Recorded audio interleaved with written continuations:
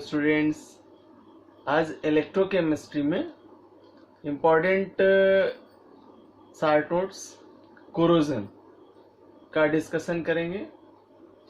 इसके term and conditions को पढ़ेंगे और कौन से ऐसे फैक्टर्स हैं जो इसे प्रभावित करते हैं, इनका स्टडी करेंगे।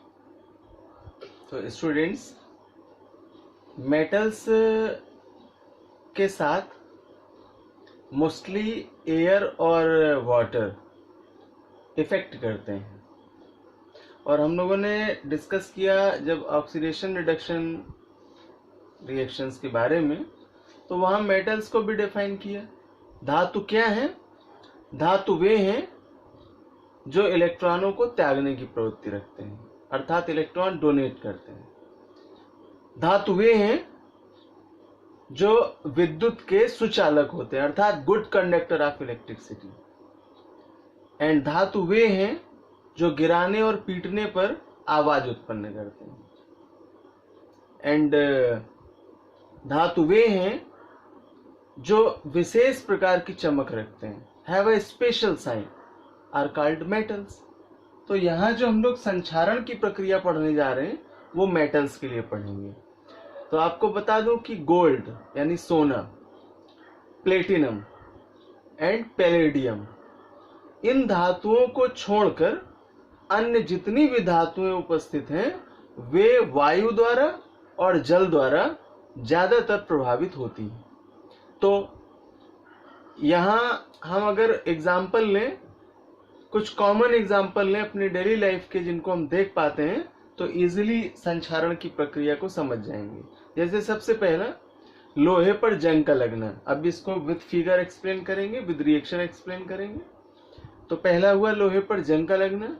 दूसरा, सिल्वर यानी चांदी का काला पड़ जाना वायु की उपस्थिति में। तीसरा, तांबा या पीतल आदि पर, बर्तनों पर या किसी भी इक्विपमेंट्स पर जो इन धातुओं के बने हैं उन पर हरे रंग की परत का जम जाना। ये सारे प्रोसेस आपके इसी शार्ट नोट्स पर बेस्ड है, और इसको समझते हुए फिर हम इसे संक्षारण को या कोरोजन को एक डेफिनेशन में कन्वर्ट करेंगे। तो लोहे पर जंग के लगने की प्रक्रिया को समझते हैं। सपोज दैट ये आयरन पार्ट है और यहाँ पर वाटर ड्रॉपलेट है। जैसे ही ये आयरन वाटर के संपर्क में आता है और वायुमंडलीय ऑक्सीजन से यानी वायु से रिएक्ट करता है, तो ये Fe इसके ऑक्साइड में कन्वर्ट हो जाता है और ferric oxide, hydrated ferric oxide का फॉर्मेशन होता है, जहां एक ब्राउनिश लेयर अर्थात उस आयरन पर भूरे रंग की एक परत जम जाती है और उसी परत को रस्ट कहते हैं, अर्थात इसे ही जंग कहते हैं। तो वास्तव में जो रस्ट है या जंग है वो फेरिक ऑक्साइड का हाइड्रेटेड पार्ट है। तो कोरोजन को या संक्षारण को डिफाइन करेंगे, परिभाषित करेंगे। किसी धातु को उसके वातावरण के साथ क्रिया के कारण क्षरित होने की घटना को संक्षारण कहते हैं या कोरोजन कहते हैं। So corrosion is a process of deterioration of a metal as a result of its reaction with air or water, means environment surrounding it. तो अब हम लोग संक्षारण की क्रिया को प्रभावित करने वाले कारकों का स्टडी करेंगे। Factors affecting the rate of corrosion. तो उसमें से फर्स्ट फैक्टर है आपका most important, position of metal in EMF series और ECS। तो हम ये कह सकते हैं कि जो मेटल्स है जिसका हम लोग स्टडी कर रहे हैं इस केस के लिए, उसकी EMF सीरीज में क्या स्थिति है और उसके आधार पर इफेक्टिंग फैक्टर्स का स्टडी करेंगे। In it the reactivity of metal depends upon the position of electrochemical series, यानी ECS, वैद्युत रासायनिक श्रेणी की बात कर रहा हूं। More the reactivity of metal, the more will be possible of the metal getting corroded.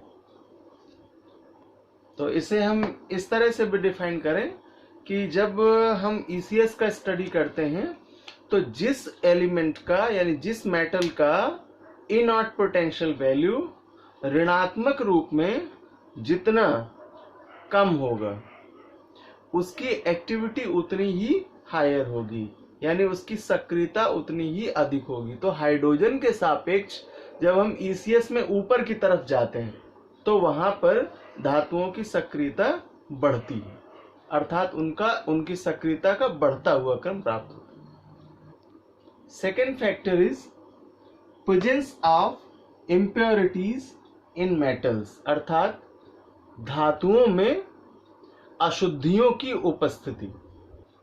The impurities help in setting to voltaic cell और galvanic cell which increases the speed of corrosion।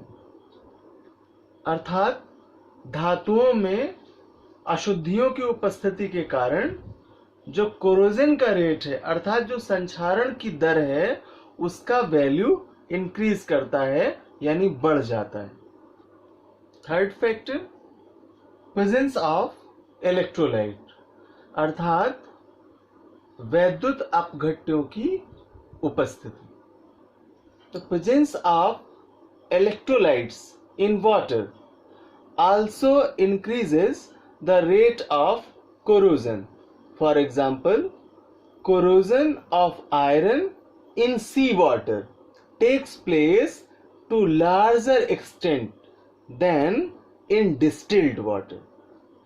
अर्थात जल में उपस्थित कुछ salts जैसे sodium chloride आदि की उपस्थिति के कारण कोरोजन का रेट बढ़ जाता है, अर्थात उस धातु के संक्षारण की जो दर है उसका वैल्यू बढ़ जाता है। एग्जाम्पल के लिए जो सी वाटर है अर्थात समुद्री जल है, उसमें उपस्थित सोडियम क्लोराइड साल्ट के कारण किसी मेटल का जो कोरोजन रेट है वो इंक्रीज कर जाता है, बढ़ जाता है।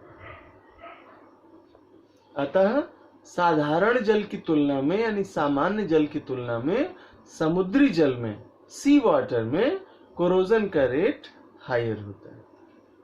Presence of CO2 in water, अगला फैक्टर है आपका कि जल में कार्बन डाइऑक्साइड की उपस्थिति। Presence of CO2 in natural water increases rusting of iron. Water containing CO2 acts as a electrolyte and increases the flow of electrons from one place to another place. अर्थात water में CO2 की presence होने के कारण जो rate of corrosion है वो उस मेटल के लिए इंक्रीज कर जाता है, वृद्धि कर जाता है। Now last factor is presence of protective coatings.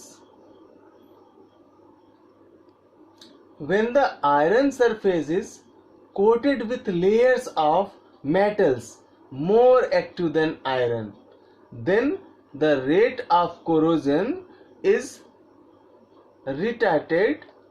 For example, coating of zinc on iron prevents rusting. अर्थात जब धातुओं पर उनकी सतह पर किसी अन्य पदार्थ की या अन्य लेप की पॉलिश लगा देते हैं तो उसकी परत चढ़ा देने पर जो कोरोजन का रेट है वह इफेक्टेड हो जाता है। तो कई बार इस प्रोसेस को उस धातु के संक्षारण हेतु प्रयुक्त करते हैं। तो इस प्रकार कोरोजन के प्रोसेस को समझते हुए इन फैक्टर्स के इफेक्टिंग कंडीशंस का पता चलता है और ये जानकारी प्राप्त होती है कि किस प्रकार से ये दशाएं संक्षारण की प्रक्रिया को अर्थात कोरोजन प्रोसेस को प्रभावित करती हैं।